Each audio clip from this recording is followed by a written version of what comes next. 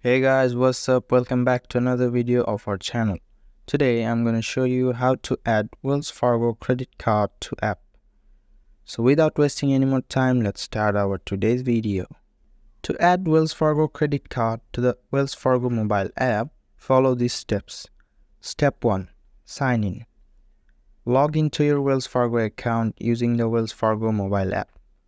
Step 2. Navigate to cards. Select menu option on the bottom bar.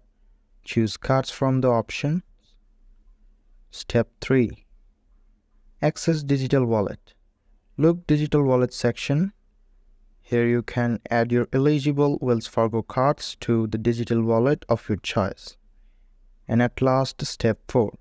Choose your digital wallet like Apple Pay, Google Pay or Samsung Pay.